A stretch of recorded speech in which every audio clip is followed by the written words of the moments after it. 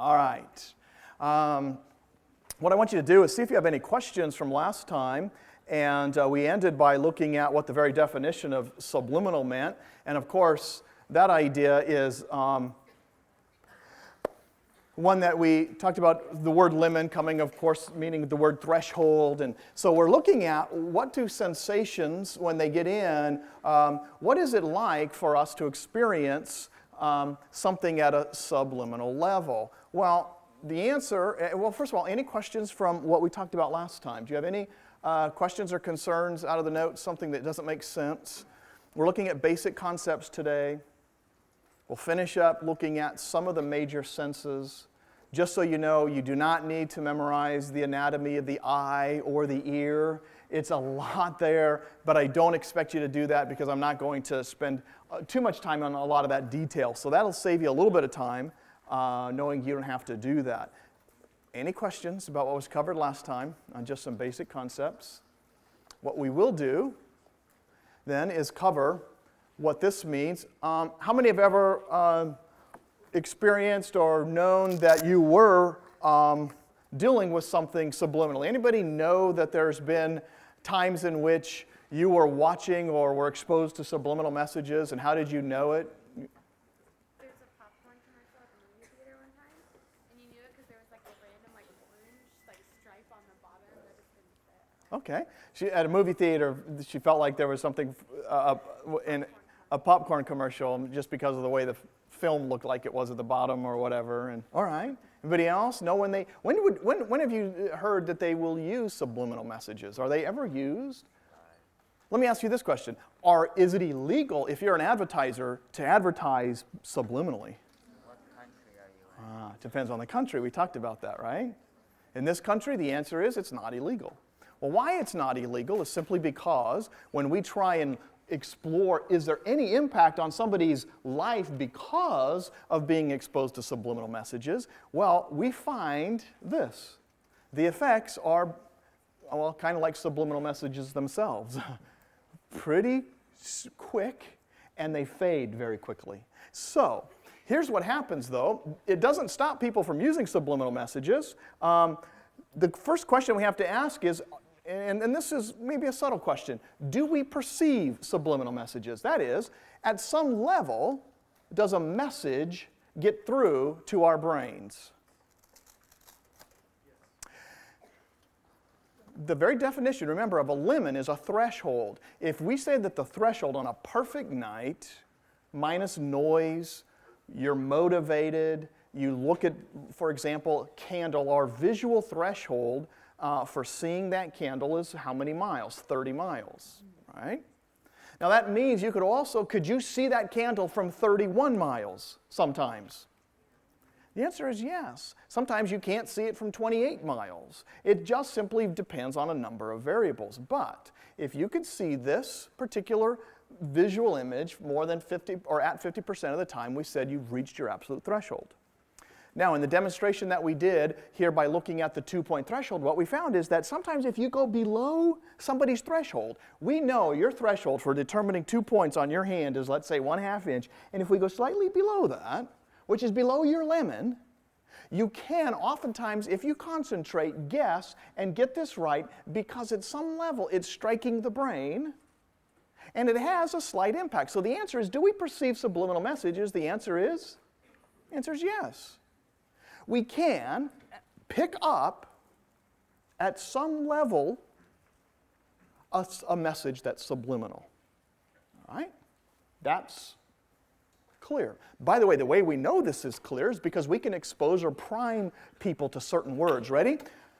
I would do this. I'd say stare at this screen and concentrate, and I'd go like this. Did you see a word? And the answer is, if it's subliminal, you would say no. If it's in a movie theater, no, I didn't see anything. Maybe there's a flash, but you didn't pick up a word. But we find out that if we prime you or send certain words this way, you will tend to be affected in a slight way like this. Ready? Spell for me the word out loud. Ready? Spell for me the word feet. Ready? Spell it out loud. F-E-E-T. All right. How many spelled it F-E-E-T? F-E-E-T. How many spelled it that way? Did anybody spell it F-E-A-T?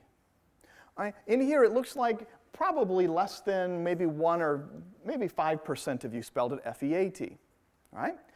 If, however, I flashed up something on this screen that said and primed you to spell it F-E-A-T, like climbing a mountain is a remarkable feat, right?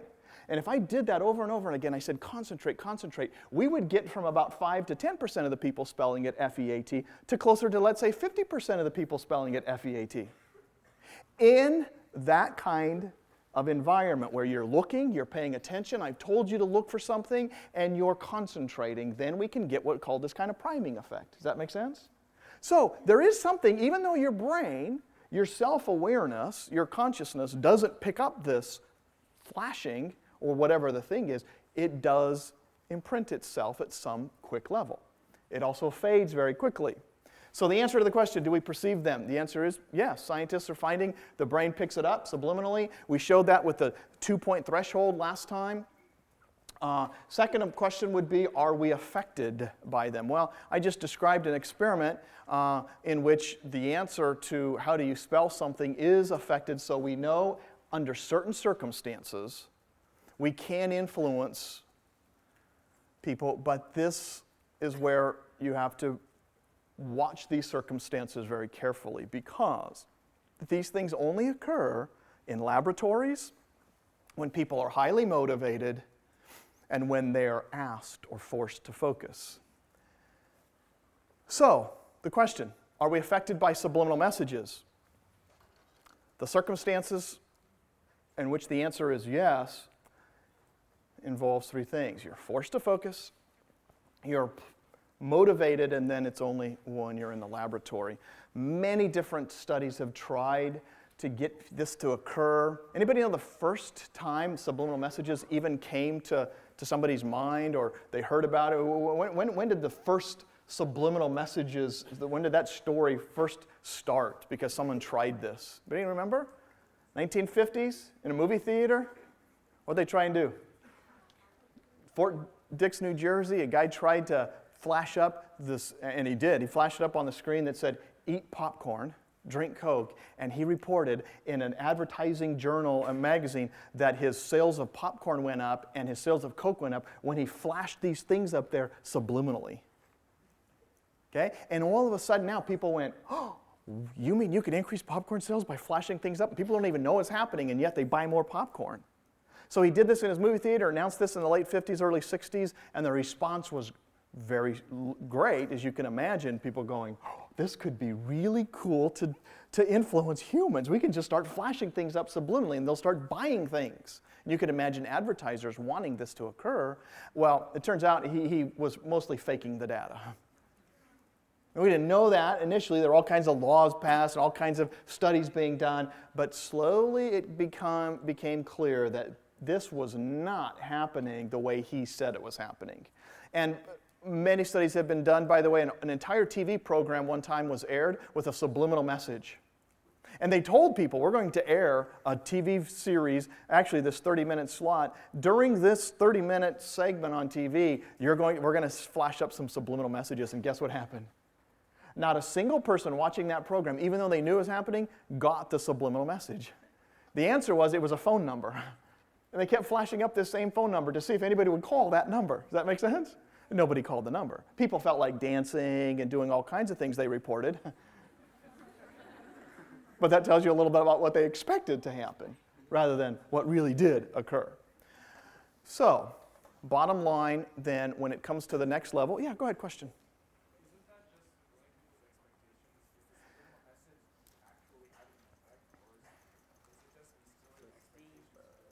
It's a great question, and the question is this. Even these effects that we're showing here, is that what you're saying? Or any effect that's subliminally, is your question this, that oftentimes it's just what people might hope to expect to occur does influence, and then they kind of, like a placebo effect. Is that what you're saying? Yeah. The answer is, in most cases, because this image strikes our brain so quickly, and because we don't pay attention to it, it just fades away. It just has no impact. And so therefore, if there is any effect, It tends to be fairly small and minor, like the ones I described, and which is why advertisers are free to do this, because our brains just don't hold on to this information. If you don't think about something, it just fades. That's why we talked about in here. If you're listening to this or interacting with somebody and they introduce themselves and you forget their name immediately, it's because you're not rehearsing and processing that name and it just fades away. That's what happens with the subliminal message. It just comes and just fades away. Does that answer your question? Mostly? Sort of? It is expectation, what people hope for and want. Yeah, way back there. Go ahead.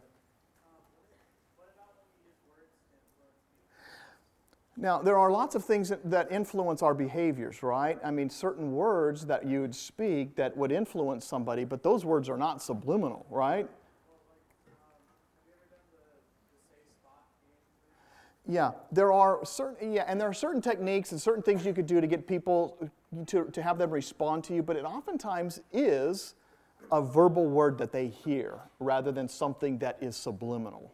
And that's, I think, a little bit of the difference of what you're talking about. So, are we persuaded? The answer is, what do you think? Do subliminal messages ever persuade us to buy Pepsi instead of Coke? Do they ever persuade us to go shopping someplace? Or do they ever persuade us to stop stealing? The answer is? Okay, if the answer is no, why is it then? Let's revisit the theme from last time. What was the theme, the mystery from last time? We had 2 Target stores. What happened in this Target store when we installed stereos, speakers, put songs on there that said, don't steal, don't steal? Why did the theft rates go down in this store when we are saying that we're not ever persuaded by these messages? How many thought about this? How many don't even remember what I'm talking about? Most of you, some of you thought about it. We installed this equipment. We said that theft rates go down in this store by simply listening to songs that have in it the subliminal message, don't steal, don't steal, don't steal. And theft rates go down compared to this store. So why is it? Anybody want to try and answer it? Yeah. Well, because when you're stealing, you'll be in a higher stress rate, so you'll be hearing more. So you'll hear that saying, don't. Oh, okay. That's. She said, when you're stealing, you might be a little bit more physiologically aroused, more kind of motivated to be careful, to hear, to see things, and so that song actually may imprint itself a little stronger on you, or that subliminal message. That's good. Why else? They knew that they were playing these messages, and so they stayed away. Maybe the thieves knew that they were doing this, and they heard about it, so they stayed away a little bit. Didn't have to do with the message or the song, maybe. I think the people who own the store were ramping up their security. Because why would they go through all the trouble to put in a song if they're not going to do other things? She said maybe the stores, maybe the thieves were aware of that there's an increase in security, right? All right. The answer is this. And by the way, this is what would happen. If you simply take a store like that and install this equipment, you will find this. Ready? Here's your theft rate. This is your normal theft rate throughout the week. Install the equipment and do what I said, and here's what will happen. Your theft rate will go just like this for about 2 to 3 weeks, and then what will happen?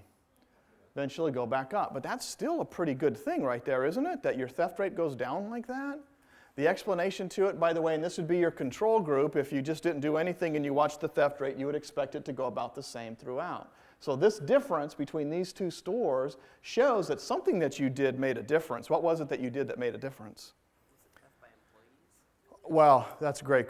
The answer is, by the way, if I go in and I start to install this equipment in this Target store, suppose every one of you are my workers in this Target store, or you're aware of this, and I say, hey, guess what we're going to do? We're going to install stuff. We're going to put in a song and play it over our speaker system, and in it says, don't steal, don't steal. And so what we're going to do is see over the next couple weeks if it influences our theft rate.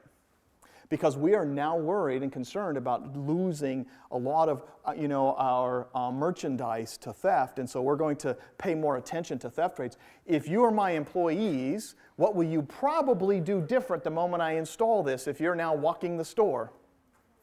How many say you might be more aware and more vigilant of watching people if they're going to steal or not? So now, think about it, you're more vigilant, you're now more aware. I'm a thief, I come into your store, and I'm probably going to find you less of an easy target. Would you agree? Now, who else steals from employers? Employees. Now what will happen if you're an employee, you've been stealing from this store, and now I do this, what might you do for about 2 to 3 weeks? You might lay it off a little bit. Thieves may feel less comfortable. You may lay off stealing. And by the way, you can prove just those 2 variables alone will decrease your theft rate over time. In stores, you can even do this, right? You could play a song and just to prove this and say, instead of don't steal, you could even put the phrase, steal, steal, we don't care, we're not looking. Just keep taking away, we don't care. In fact, that looks good on you, put it in your purse. What will end up happening is their theft rate will do what? If you put that subliminal message in. If you put that subliminal message in that says, steal, steal, we don't care, it'll go just like this for the next 2 weeks down here. Because of these other changes that we have put in, if you've never told anybody that you didn't put in the words don't steal, but steal. Does that make sense? So then we can attribute the changes in theft rates not to the subliminal message, but to this change that we did in conditions. All right, so persuaded? The answer is no. Does that help solve the mystery a little bit? That's the mystery of why stores would find a decrease. And by the way, this is a same thing. It's related to something that we're going to call intuition, which is just this idea. When we process certain information, we can sometimes do it automatically without really being consciously aware of it. That's kind of a quick definition of an intuition. Well, what occurs in this case is that it's like we can feel something, but we're just not certain why. And those variables can be very important to us, and they can actually influence us, but those kinds of things are often what we call subtle, if not fleeting. They're not very powerful. And that's the category that a lot of these subliminal messages might fall into. It's this kind of processing of information in this kind of intuitive way. And so ultimately, when we look at its effect, we find it's just not occurring as strongly as people would like you to believe. By the way, this is a billion-dollar industry of people selling things. What are some ways they try and tell? What are some things you can do by listening to subliminal messages? Anybody seen this? If you listen to a tape that has certain just fun sounds on there, or songs, or music, or noise, but it has a subliminal message and says you can stop smoking by listening to this, or be a better person, or how many have heard about you can learn a language while you sleep? Just play this tape over and over again. This used to be real popular years ago. Well, the answer is it's just having very little effect because that which your brain doesn't pay attention to is very subtle, very fleeting, and it just doesn't endure. All right, that's the answer to subliminal messages. It doesn't mean people don't use them or claim that they have an impact. Years and years ago, how many heard of Judas Priest? It's an old rock band that these 2 individuals right here, you don't have to write down this story, but what happens is Judas Priest early on actually in 1985, these 2 guys right here put some shotguns to their head and committed suicide as they were listening to a song by Judas Priest. This kid here on the left was killed instantly. This one was disfigured. He literally blew his face off with his gun. He lived, survived for about 3 years, eventually died. The parents believed the reason they committed suicide was because the song in Judas Priest that they listened to over and over again, they claimed had the words subliminally, do it, do it, do it, do it, do it, do it. And so they said that these kids who were somewhat suicidal heard this, kept listening to it, and that pushed them over the edge. So they went to court. They said, Judas Priest, this was wrong of you to do this. You put in a subliminal message. It caused 2 kids that were borderline already suicidal to commit suicide.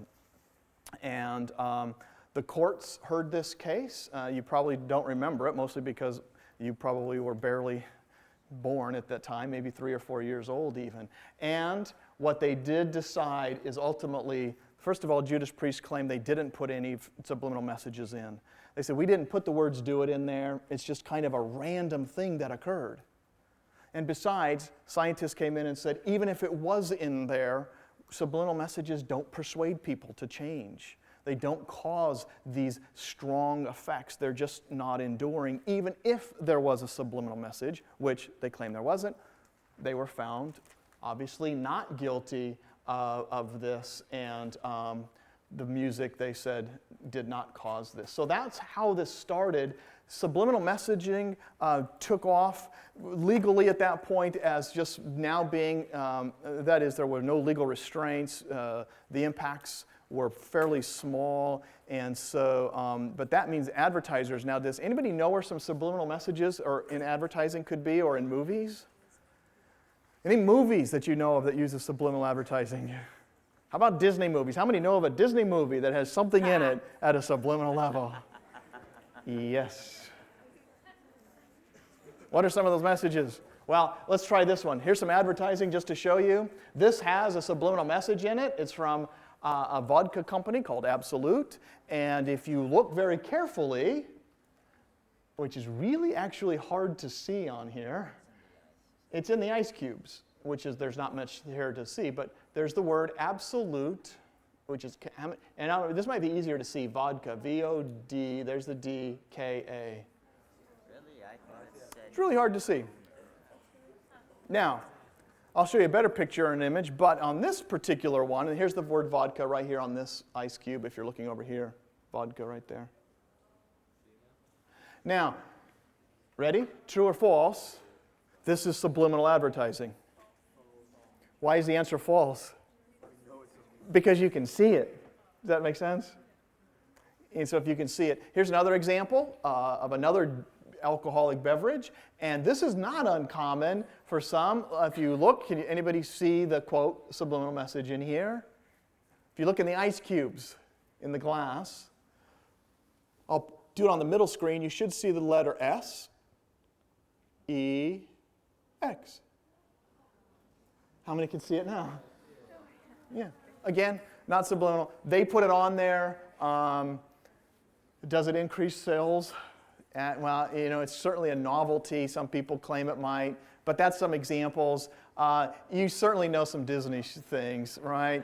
What's an example of a Disney movie? Well, here's one, Lion King. If you do, it's the same thing, right? He falls, I'll do it on the middle screen. He falls right here, and up comes these, I don't know, whatever they is, smoke or dust or flowers or whatever. And you could see the letters begin to form of S, E, X.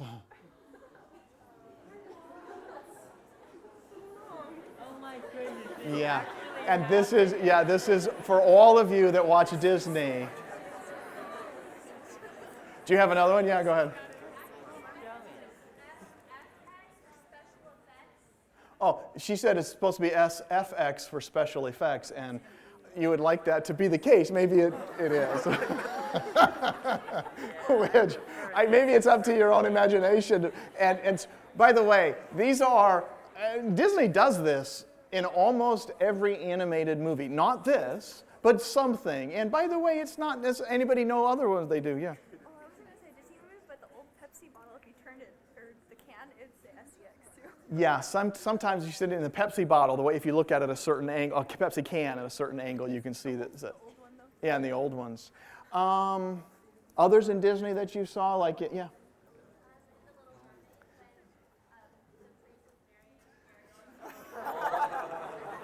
Yeah, thanks for bringing that up. In Little Mermaid, there's lots of these apparent kinds of things that you can see in there. But let me give you one that I certainly know of that you can hear. This is usually it's a visual one, but in Aladdin, yeah. And in Aladdin, there's a certain place. I think the phrase is "take off your clothes." And I still remember coming home and, you know, I'll use my 7-year-old daughter as an example, who lived half of her life naked anyway. At 3 and 4, she'd just run around and she'd be watching Aladdin. And now I went, oh, that's why. She loved Aladdin, and now she's running around naked all the time. It actually has absolutely nothing to do with that. But they did put it in, the makers of it. By the way, a lot of the Disney special effects guys say it's one of the things they do just for fun. They know it has no impact, but they kind of say, ooh, we did this, we worked on this one, see if you can find it. And they kind of challenge each other to see if they can find these things. So, yeah, do you have a question? So that's why they're all... Most of them were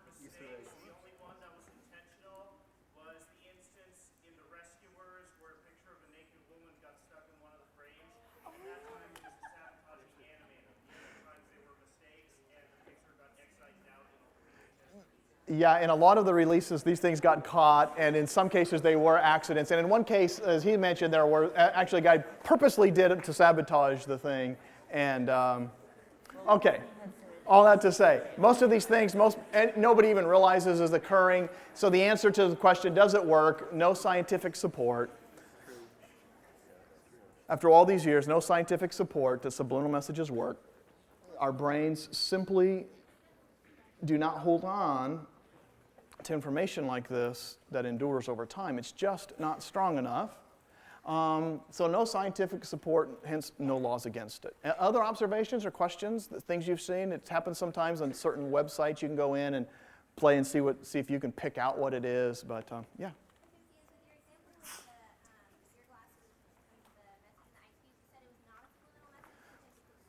Yes. The answer is, in a lot of the one, for example, with Lion King, it would go so fast that it wouldn't register as something that you would see, and so it would qualify as subliminal. I guess you could turn in a magazine, let's say, very quickly through that and not really consciously or at least be aware that you saw this. But if you stare and look at something to find it, like in a magazine, you can stop and see it. So that's why it doesn't qualify as a quote, a traditional subliminal. Does that make sense? I guess you can go pretty fast like that, and then it might strike you, but that's why. Yeah. All right, good. Any other? We're going to move on. I just thought we'd talk a little bit about some other kinds of things that used to make an impact and had a lot of people concerned. One was something called backmasking. Backmasking was that phenomenon that people would put certain words into albums, but you would have to play the album backwards to hear them. How many have heard of this before? Yeah. Anybody know of a song or an album that has something in it that's backmasked? Yeah, go ahead. Stairway to Heaven. What is in Stairway to Heaven? Does anyone know what it says? What the backwards message is? Going down a path of evil instead of the stairway to heaven. That's an odd thing. The elevator to hell or whatever.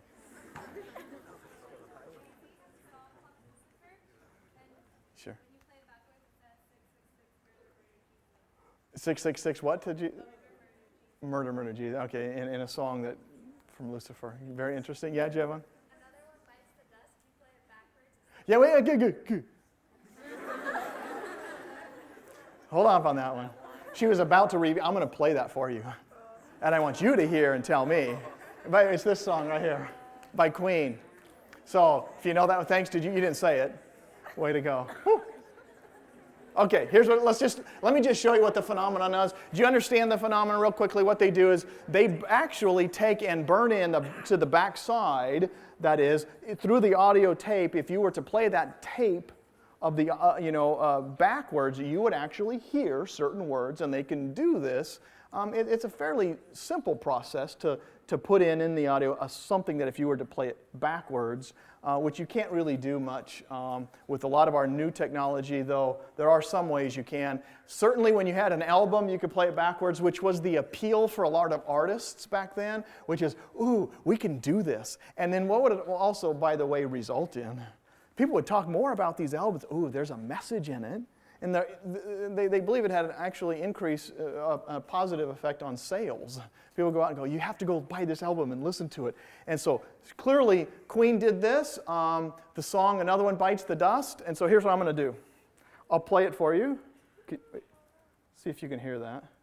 Can you hear any clicking going on over there? None. Let's try it again.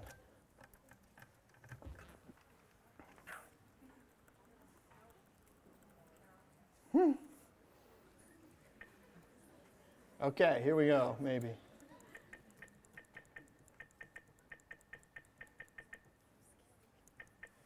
Let's try this.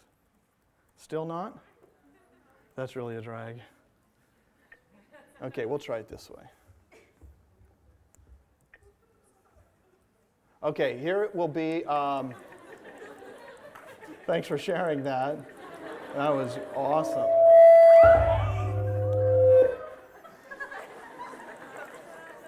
That didn't work at all the way I thought. Okay, one more time. Here was the song.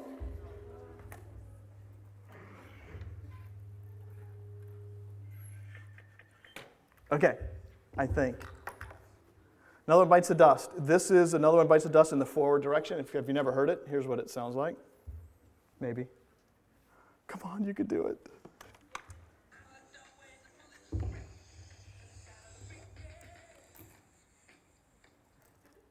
That was not really very fun at all. Okay, let's try it again. Here we go. One more time. Let's see if we can figure this out. Really loud. Come on.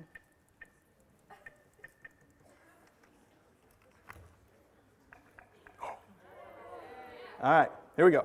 Maybe.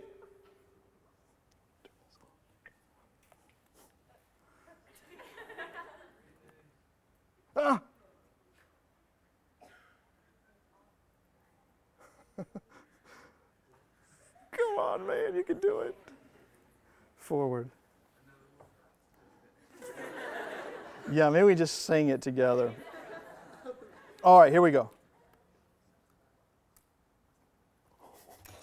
It didn't work again. Come on, you can do it. All right, one more time. And then we're going to abandon this whole thing. No? All right, we won't abandon it. We'll just keep trying. Here we go.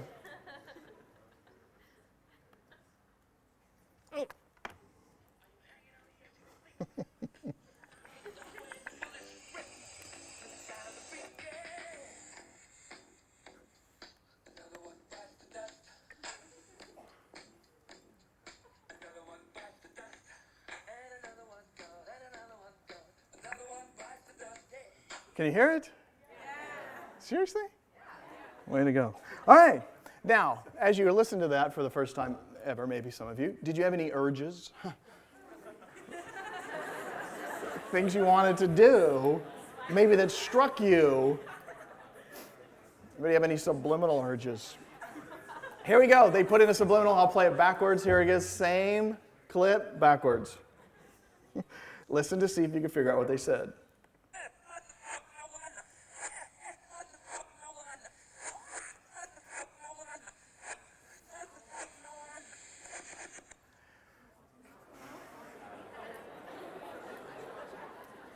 I'm going to play it one more time, and I'll try and turn it up just a little bit. I hope I don't get any feedback. Most of you heard it. How many heard it? Did you all hear it okay? Okay, good. Anybody could you hear clearly? Some of you did, don't say, but here's what they were saying. Ready? And now that you know what they're saying, you can probably hear it. What they were saying was, I feel like closing the door, they're saying it's fun to smoke marijuana. Hey, hey, hey. It's fun to smoke marijuana, which is always my fear as I stand up here saying it's fun to smoke marijuana. Then someone will walk by. Here it is. Listen for it. Ready?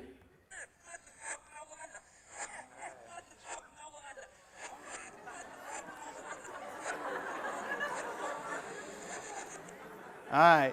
How many heard it that time? Could you hear it? Now, there was a subliminal message in that as well, which said, this equipment stinks. Sorry. What it said was, of course, now, Queen purposely put that in. The idea was this. Back then, it's probably something fun, but as you play this song in the forward direction, you're supposed to hear this in the backwards direction, and they hope to influence people at kind of a quick, fleeting, unconscious level. Because you listen to something, it goes in, and maybe it'll get there. The problem is, subliminal messages, I've told you, don't even work, right? Subliminal messages don't persuade, but backmasking takes it even one step further in that it's coming at you backwards, and your brain not only has to pick it up subliminally, it has to then translate it into the forward direction. Which is, as you might imagine, even when I played it for you in, quote, forward direction, you couldn't even understand what it was until I told you, right? Does that make sense? The odds of this occurring the odds of this having any impact on us is absolutely zero. So, in this case, it doesn't work.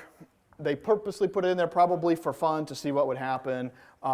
It faded as kind of a novelty thing that no one really picked up beyond a few bands that would decide just for fun to put it in there. Anybody know of any other famous ones out there? Supposedly the Beatles had some.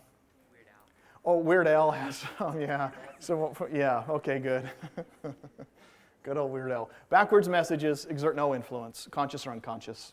Much like, even less so than subliminals, okay? So that's my whole point related to the effects of this. Our brains are extremely sophisticated and complex. We can do more things, many things at one time, but to decipher certain messages like this that might strike us at a very quick, even subtle level, rarely have enduring effects. Now, what is important is now you've heard that message, like, oh, that's an interesting thing. Or even the forward message song has a lot of impact on people, and that's what we ought to be more concerned with, are some of the forward direction lyrics that are out there. Those do have an influence. Okay, last questions, anything on that? We move forward to difference thresholds and some other things related to sensation. We're going to do that now. We're going to look at difference thresholds. Your book talks some about what's called Weber's law and just noticeable differences. This is a very basic concept in the area of sensation that is kind of foundational, and that is humans are designed to pick up distinctions between stimuli, and we're very good at noticing things that are different from each other. And that idea is this notion of just noticeable differences. There's even video games that test your ability to know distinctions between people or things. Give me some video games. Have you ever heard of one where you have to shoot the enemy and not shoot the innocent person? That's an old video game, but it's still the same concept. Like this game, you would have to shoot the bad guy in here and not shoot the policeman or the little old lady. Or I guess, there's other ways. This was a great one in Men in Black, is that right? We'll play part of it, but again, we don't have any sound here. This is just noticeable.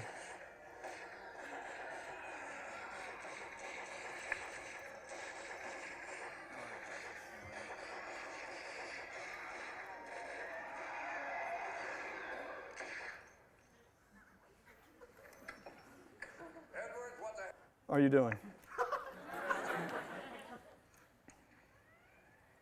May I ask why you felt little Tiffany dessert? Actually seemed dangerous at the time, sir. How'd you come to that conclusion? Well, first I was going to pop this guy hanging from the street light, and then I realized, he's just working out. And how would I feel if somebody come running in the gym busting my ass while I'm on a treadmill? Woo. Then I saw this snarling beast guy, and I noticed he had a tissue in his hand. I realized, he's not snarling, he's sneezing. And I saw little Tiffany. I'm thinking, 8-year-old white girl, middle of the ghetto, bunch of monsters, this time of night with quantum physics books. She about to start some shit, Sid. Oh, sorry. Books are way too Okay. Great equipment, hard to mute very quickly. Just noticeable differences. You can see them in video games. You see them. We do this all of the time. We have to make distinctions between stimuli. This would be a real quick example. For example, which of these is the toy gun? Now, you could say, well, let me stare at it for a little while and you'll figure it out. But if you're a police officer, would you want to have to make this quick distinction? The answer is it's really there are times in which this gets tested. Not far from here in a city, just down 2 cities away from here, policemen get called out to a home because a lady said, there's somebody out in front of in this kind of vacant lot and they have a gun. Well, the police on a call like that go out there, they hear about a gun. It turned out to be a situation that they come in, think somebody has a gun, they make this determination, it's getting dark, and somebody jumps from behind a tree and is going just like this. Police officer says, freeze, and the person goes like that. Well, they shoot this person. It turned out to be a 10-year-old kid carrying a little toy gun that thought it was his friend jumping out. This is one of those things. By the way, the toy in this is right up on the top. But you can see in a very quick situation, you have to make distinctions. This is just one example. So they train police officers and other people who are involved in this to learn how to know differences in times of stress. When things are really bad, when you're at red alert levels, for example, how do we be careful that we don't have what we call false positives? Okay, how can you learn this possibility or this ability to discriminate between the stimuli? And they'll use this law and different tests here. But we do this at different times, so now there's certain rules about how you can sell these items. So they don't look so common. And here was an example about trying to figure out, is something good or is something amiss here? It's a story that happened to me not long ago related to this. It was on this campus, I'd say maybe 10 years ago now. About 10 years ago, I was sitting over here in what now is the campus safety area. I used to have an office because it used to be the psychology building right there. And then campus safety, when we moved, the psychology department moved out, they moved in. But I was sitting there and I heard this. It was in the middle of the summer. And this is what I heard. It was pretty quiet, and I heard on the side of this, aluminum siding that goes on that trailer out there. And it was very loud, but I also heard somebody yelling and screaming. And they were yelling and screaming like that and pounding on things. And so I looked out my window, and there's a guy. And this guy was obviously distraught and angry. But there was nobody there. He was talking to himself and very animated, or talking to somebody that he thought was there. So I watched him for just a minute. And there were some conferences going on this summer, and there were some people walking up. And it turned out that as they saw this person, you could tell they were like, ooh, what do we do? So they kind of walked far around this person. He seemed to scare them a little bit, and they walked on their way. So I saw him walk, and I thought, I'm going to follow this guy just to be safe, to see if anything's wrong, and see what's going on. And I told you before, I worked in a maximum security ward with the criminally insane, and so you could kind of tell when the things go on that aren't supposed to go on, and sometimes when things reach a level. And so I knew some of these distinctions, and so I thought, okay, I'll follow this guy. So I walked, and he walked over here, which was this building over here, and I saw him go in, and so I called campus safety, and I said, hey, there's a guy who looks to me like he's, maybe having some delusions. He's talking to people that aren't there. He looks a little frustrated or angry or something, and you just might want to know he walked into this building. So they said, hey, Kate, thanks, we appreciate it. We'll go check it out. So they go over there, and I figure out they'll take care of him walking out. Well, about 5 minutes later, I get a phone call, and they say, hey, Dr. Grace, could you come over and talk to us about this guy and tell us what you think? And yeah, sure, why not? Okay. So I go over there, and they have him right outside over here, and he's just seems okay. They're interviewing him, talking to him, and so I just ask him a couple of questions, and I kind of determined just in that 5 minutes that he's not dangerous. He probably isn't a threat to anybody. He probably needs to be on his medication, but he should be fine. So I tell the campus safety guys, I don't see any problems with him. If you don't want him on campus, he's not a student. Ask him to leave and do whatever you guys would normally do. But as far as a threat or he's going to hurt anybody, I don't think so. So they said, okay, thanks. So I leave and I go back to my office.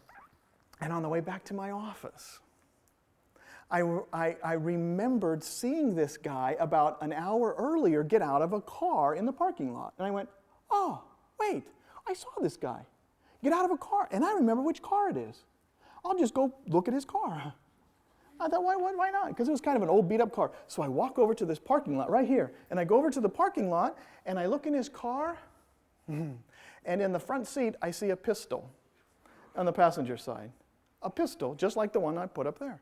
And in the back seat, I see 6 5-gallon gas cans. They look almost half full.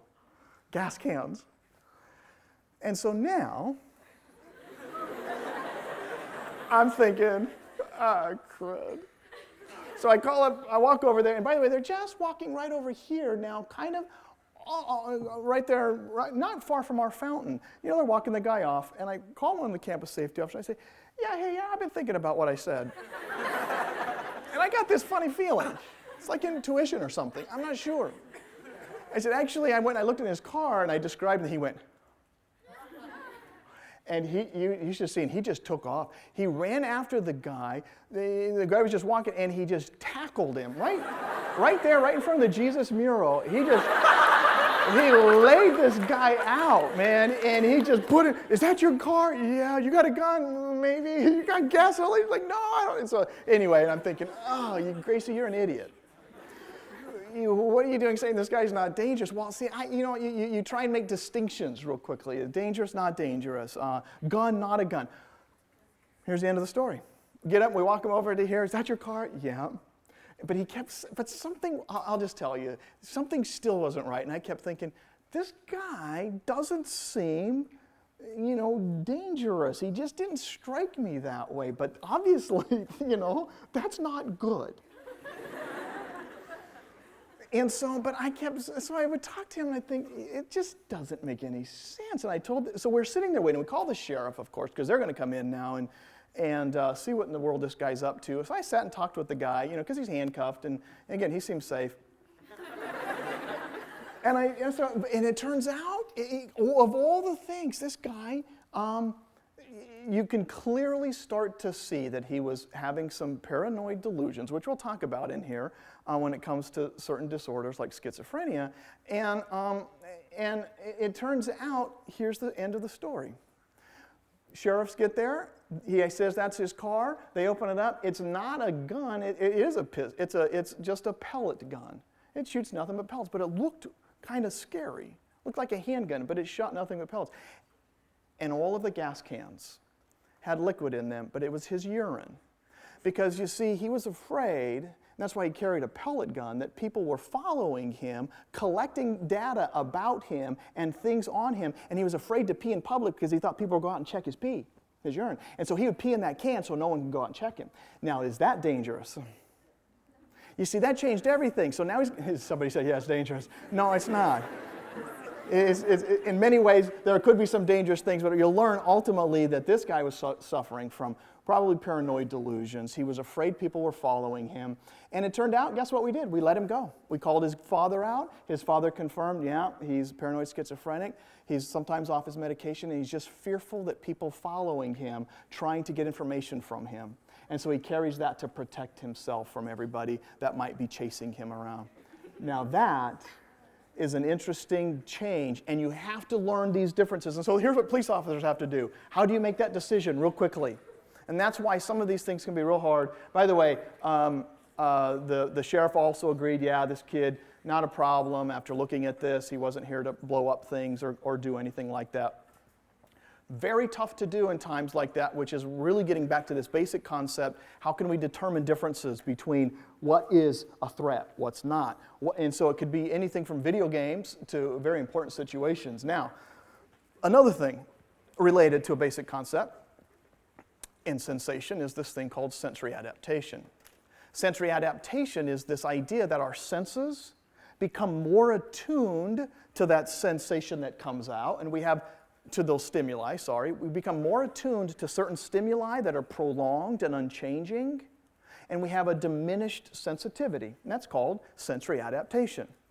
You could be sitting here right now, most every one of you, I think, would be wearing shoes.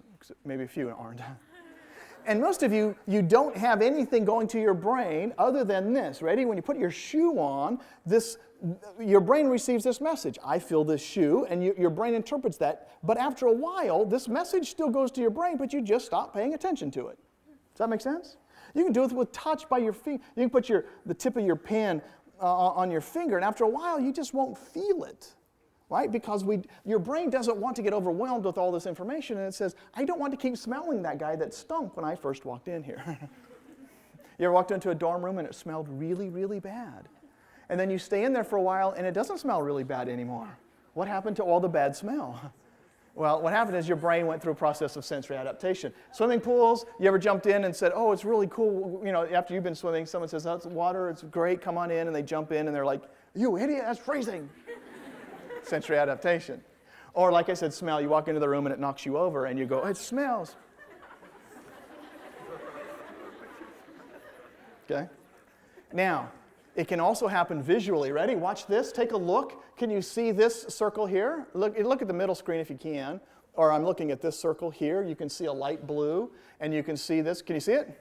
If you stare at this X long enough, this circle should disappear if you stare at that X. Can you see it start to fade away? You have to be able to do something, which is, for vision, it doesn't occur as frequently because our eyes are constantly moving around like this, and these psychiatric eye movements are constantly going like this, changing visual information. But if you can stop your eyes and stare at something and keep your eyeballs from moving, things around you could disappear. So seriously, if somebody you didn't want, like your roommate around, just stare,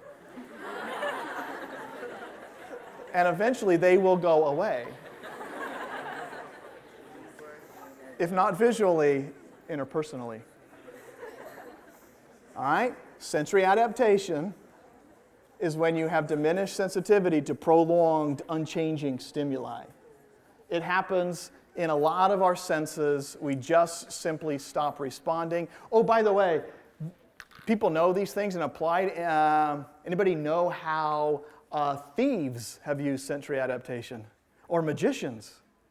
I had a magician one time called me up and he said, hey, yeah, come on up, be part of this. I mean, okay, whatever. So I went up and he had me do something, I forget what, and I held this and did that. And he goes, okay, hey, thanks, you can go sit down. About 5 minutes later, he goes, yes, sir. And he pointed to me, he goes, yeah, I'm almost out of time. Could you tell me what time it is? Because this is about over. And I went, yeah, it's,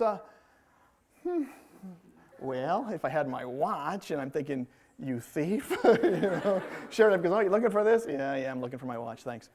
All right, how did he get it without me knowing? Well, you put a watch on or a ring on, and your body stops saying, ooh, watch, ring, wallet, and thieves and magicians know this.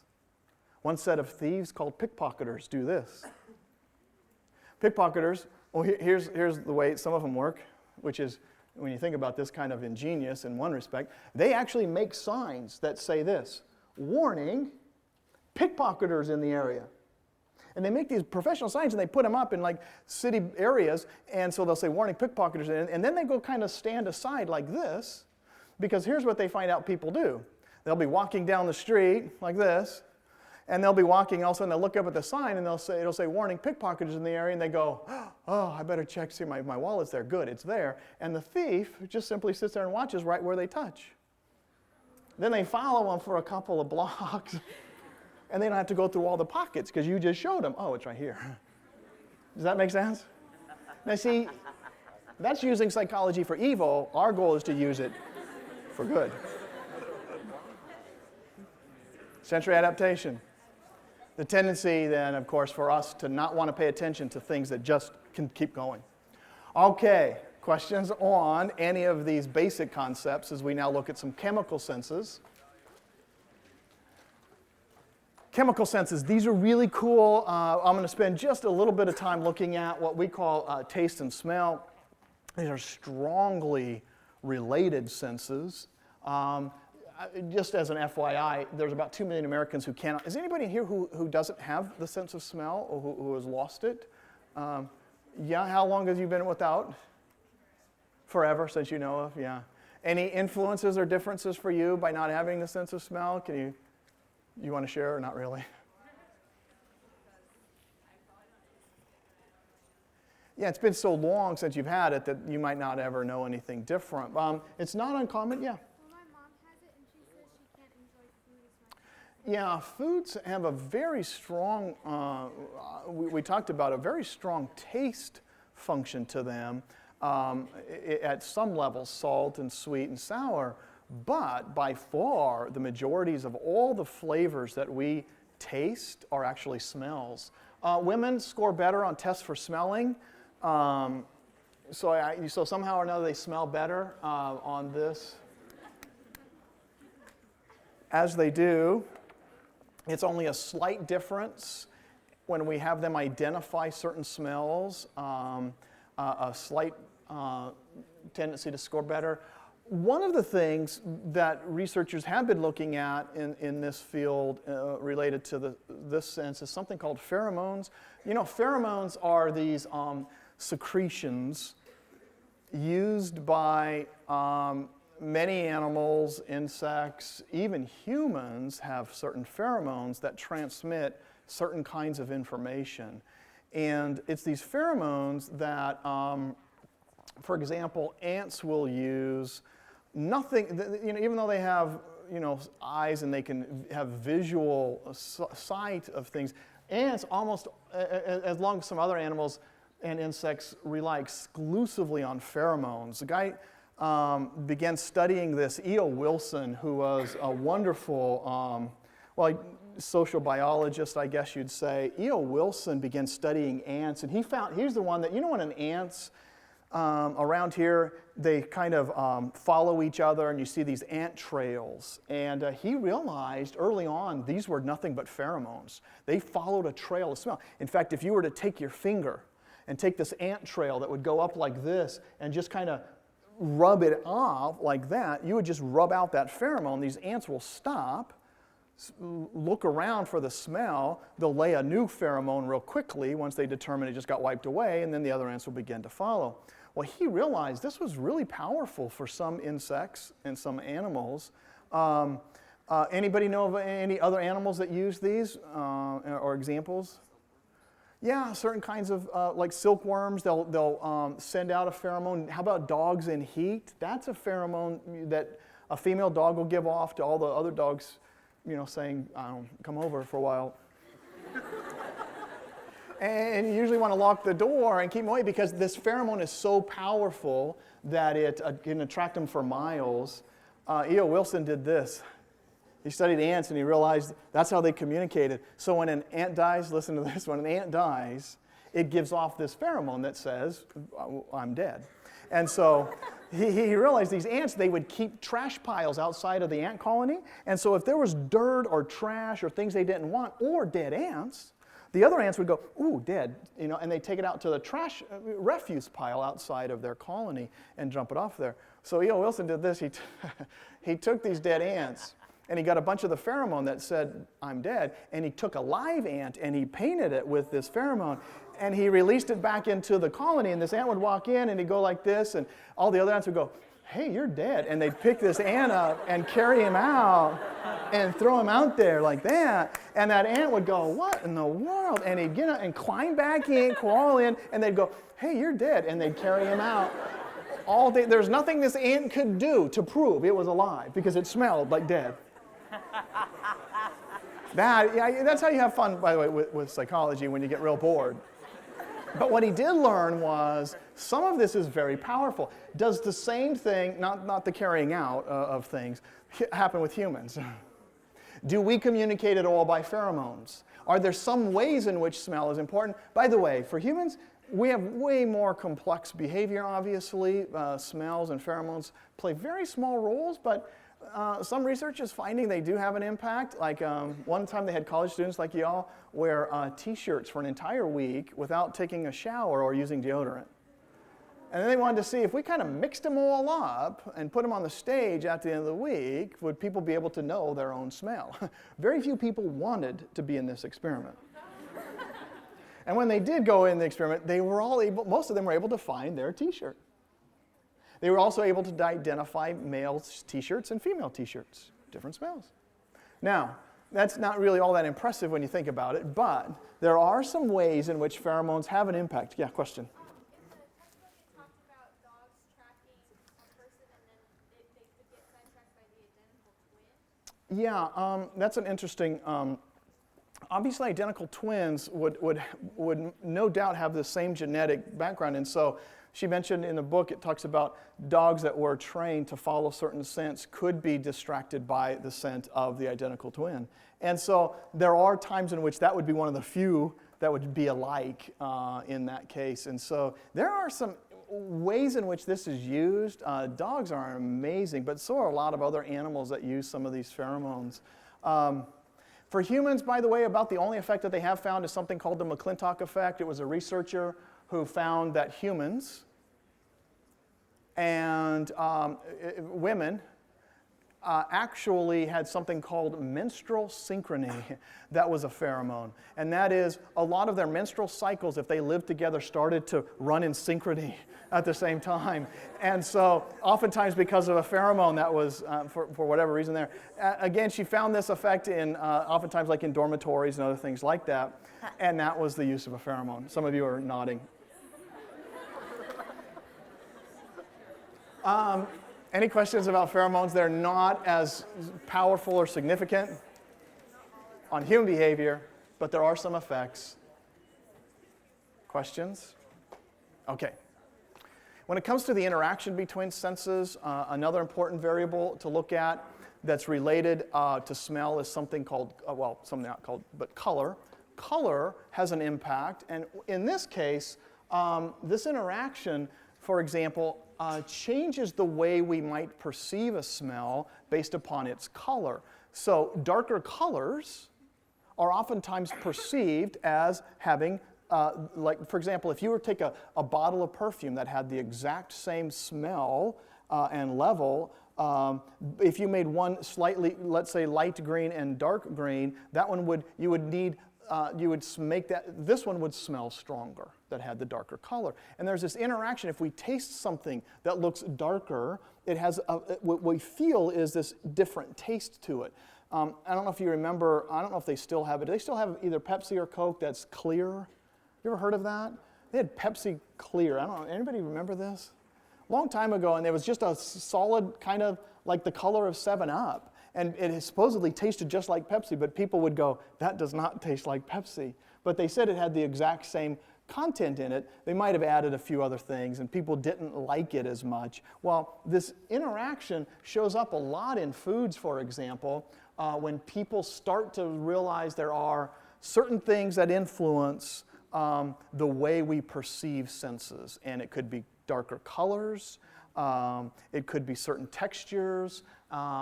Flavor, for example, is a combination of things like not only the gustatory, the senses there, but visual and how they smell. And it's in these where we get a lot of the flavors. In fact, 3/4 of the flavors of most of the foods and drinks are not tastes, they're aromas. And you can try this sometime by, if you've ever taken, do we sell the jelly beans around that have different flavors, right? Yep. Anybody have a favorite one like popcorn or coffee? By the way, in almost every one of these jelly beans, you can get somebody to not taste the difference or to know what kind of jelly bean they're eating. Or, how many know the difference if I were to give you the difference between, let's say, Coke and Pepsi? How many can tell the difference between Coke and Pepsi? How many of you can't, like me? Some of us are not super tasters. How many can tell the difference, and I'm assuming everybody, between root beer and Pepsi? Or 7-Up and root beer and Pepsi and Dr. Pepper?